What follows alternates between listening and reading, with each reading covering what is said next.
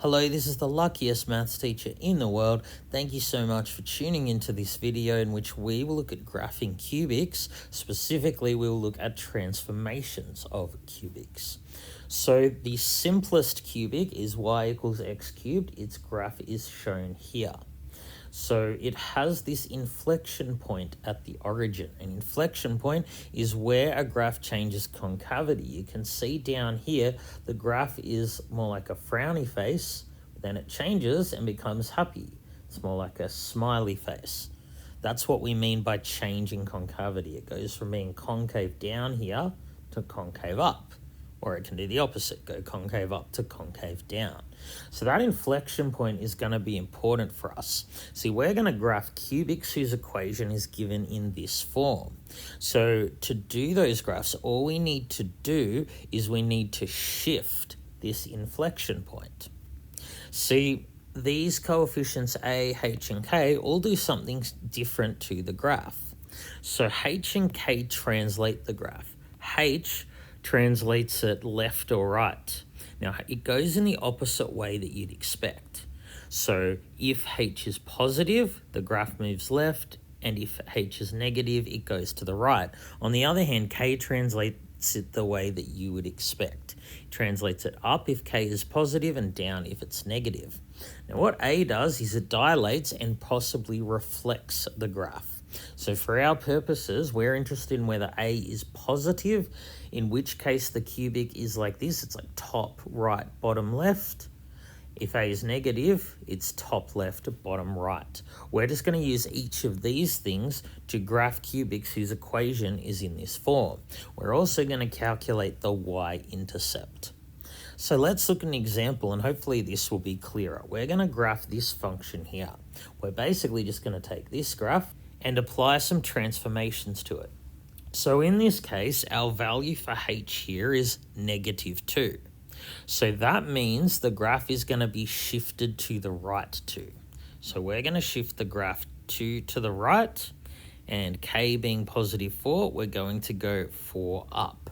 But of course, we don't want to move every one of these infinitely many points. That will take an infinitely long time. So we're just going to look at this crucial point, the inflection point.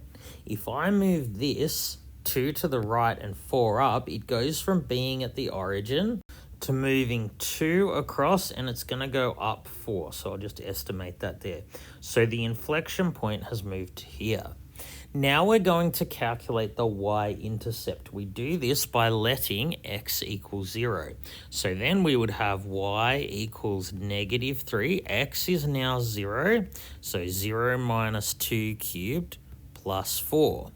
So you can use your calculator if you need to. You get +28 for that. So the graph is going to hit the y-axis up here at 28. So we know that A here is negative. A is the coefficient out the front, it's -3. So that means we have this situation where it's top left, bottom right.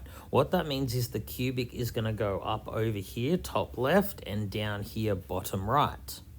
So it's going to look like this. It's going to come down through 28, and there is this stationary inflection point there. So here it looks kind of like a frowny face. It's going to change into a smiley face. So it's going to look like this. All right, let's now look at an example in which we do the opposite. Here we're doing the opposite, as in we are going to find the equation when we're already given the graph. So we know that a cubic that looks like this with this one stationary inflection point, it has an equation that looks like this. If the equation is in this form, we simply need to find A, H, and K. Now, H and K are easily found from the stationary inflection point. So that is, of course, here. So because the inflection point has been moved from 0, 0, 2 to the left, and 6 up, we know that H is going to be +2 and K is going to be +6. So that simply comes straight from the inflection point. So we know that the equation is going to be of the form something times x + 2 cubed plus 6. All we need now is to find A. So we can substitute in any point other than the inflection point to find A. So we have this point here, 0, 18. So in order to find A, I'm going to substitute x for 0 and y for 18.